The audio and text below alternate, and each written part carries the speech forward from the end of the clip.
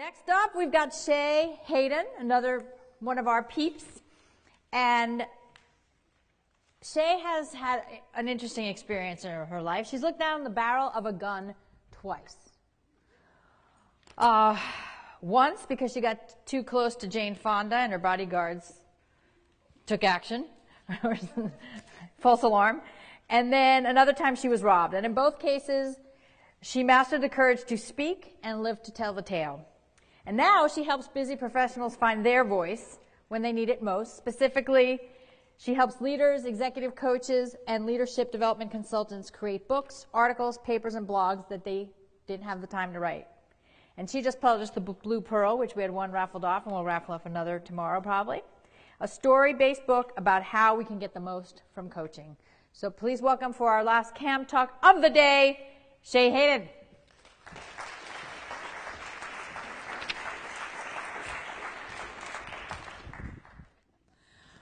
I'm used to sitting in front of my computer most of the time, talking to clients one-on-one and writing. But I had something important I wanted to share with you today, so I want to thank you for the opportunity to conjure my courage and get up here and speak. You want me to speak louder? I can do that. My intention here today is to enroll each and every one of you in making a 10x commitment. So what is a 10x commitment? My colleague Bill Veltrop defines it as a radical shift in the lasting contribution you want to make to your world. So the number is kind of arbitrary. You can substitute 100, 1,000, whatever you want, but think in terms of a commitment that's going to seem nearly impossible, something that's definitely going to require collaboration and co-creativity. So why a 10x commitment? Well, you see, I'm afraid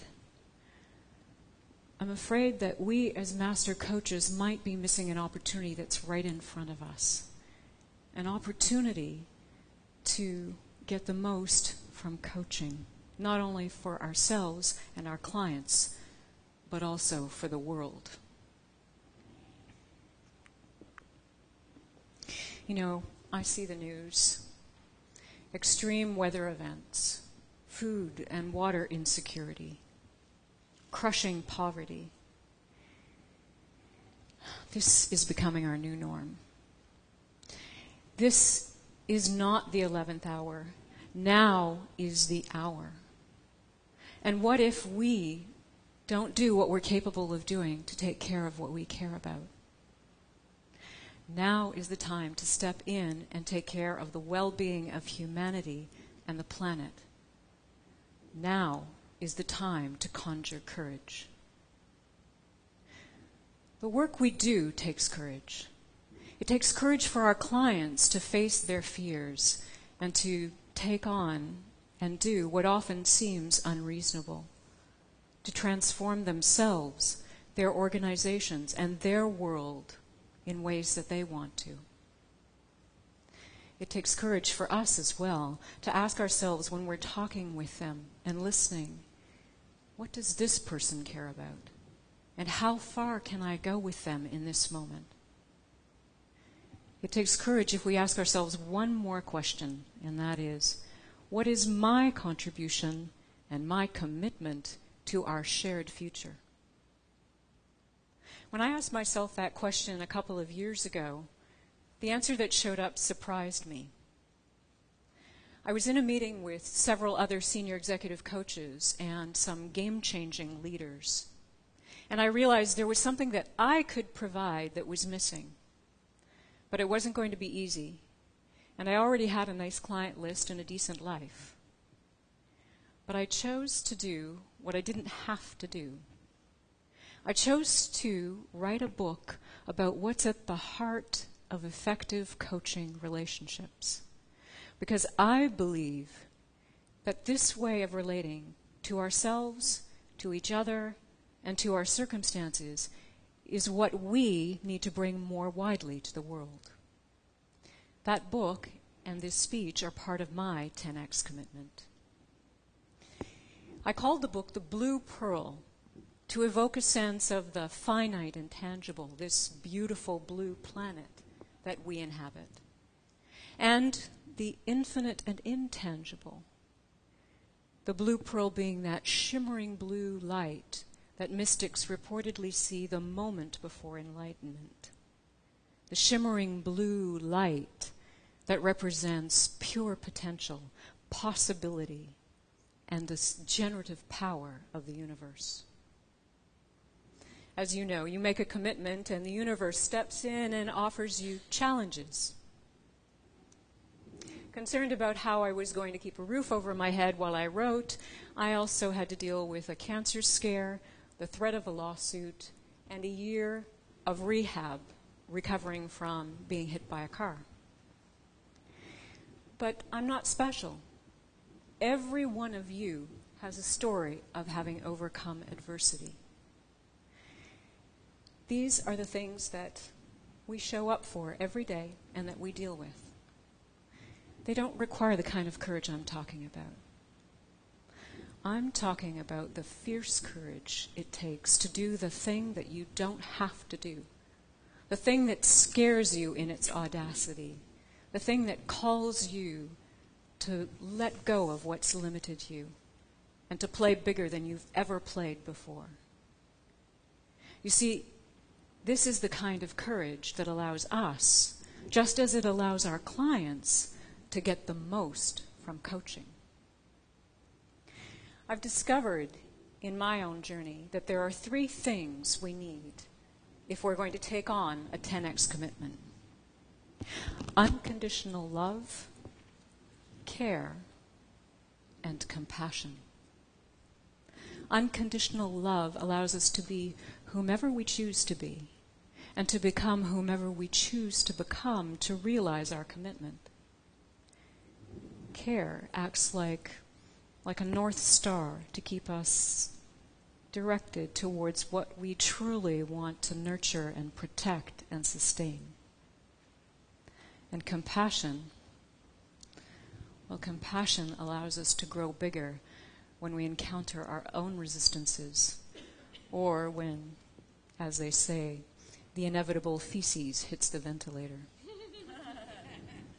So these 3, unconditional love, care, and compassion, they allow us to discover our courage in our own way and in our own time. So I'm inviting us to look today at who we're being and what we're choosing to do to realize that we are a resource to the world. To consider that future generations could look back and say that we were courageous. I know you care. At the very least, you care about people. We wouldn't be in this profession if we didn't.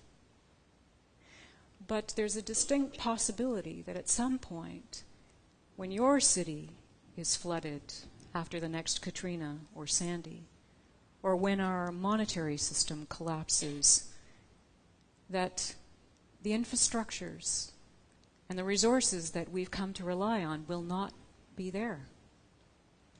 So, do we wait? Or do we act? So let's start right here, right now, by asking ourselves 3 questions. First, what do I care about most? Second, what 10x commitment am I willing to make to take care of what I care about most? And third, starting where I am right now, what can I say and do to realize that 10x commitment? Whoops. There we are. So, what do I care about most? What do you find yourself paying attention to? What hurts your heart to hear about? What makes your heart sing? What do you want to transform? Look to the finite and the tangible as well as the infinite and intangible. And let the blue pearl be like a metaphor or an image in which you can place what you care about most. So what 10x commitment do you want to make to take care of what you care about most? Make sure that what you choose to put in that blue pearl is something that you're really passionate about, because this is where you're going to apply your unique talents and gifts. You may not have heard of Dr. Mark Cooper yet, but you will. He's one of the coaches I interviewed for my book. And his 10x commitment is to eradicate dental disease on the planet and to transform the dental industry. He's collaborating with social entrepreneurs, and they've begun pilot projects in Pakistan, Vietnam, and Ecuador. He's working with the largest dental supplier on the planet. And he's gone from coaching individual dentists one-on-one how to build their businesses to actually teaching groups of dentists how to come together, how to consolidate, integrate, and lead managed group practices. The shift that he dreamed about years ago, the shift of an industry to actually put people before profits, is beginning to take place. So here is where courage comes in. When you step in and take care of what you care about. And have you ever had one of those moments when you totally go blank? I'm having one. When you make that 10x commitment and then you listen for what's needed and wanted, this is where courage comes in. So the third question. So what can you do right now to start to realize your 10x commitment?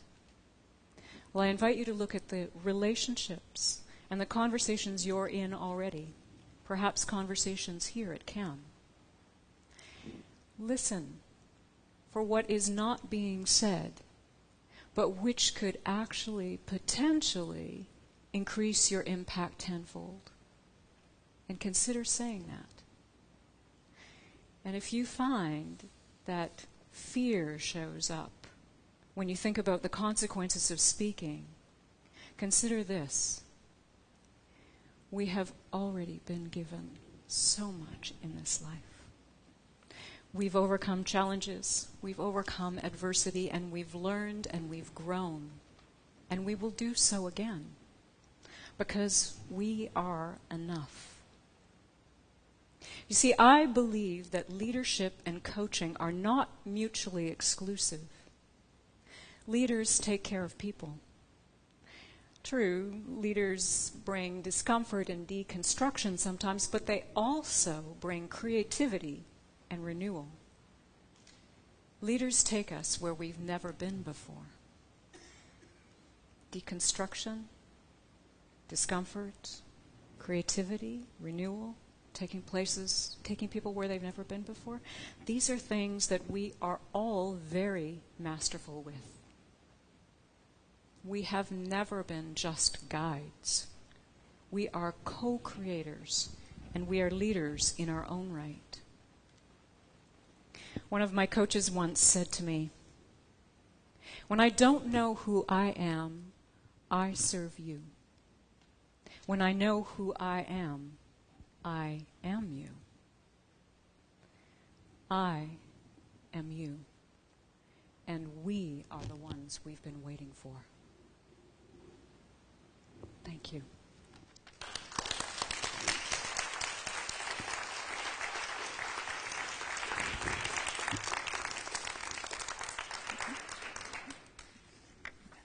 Any questions? Anything from the crowd? Tony is just happening today. Awesome. I'd like to hear some examples of 10X commitments that you've encountered, that you've either inspired in your clients or from your book, or just things you've noticed in the world that says, boy, that is someone making a 10X commitment. Sure. Most of my familiarity is with coaches, because that's primarily, and leadership development consultants, because that's who I work with.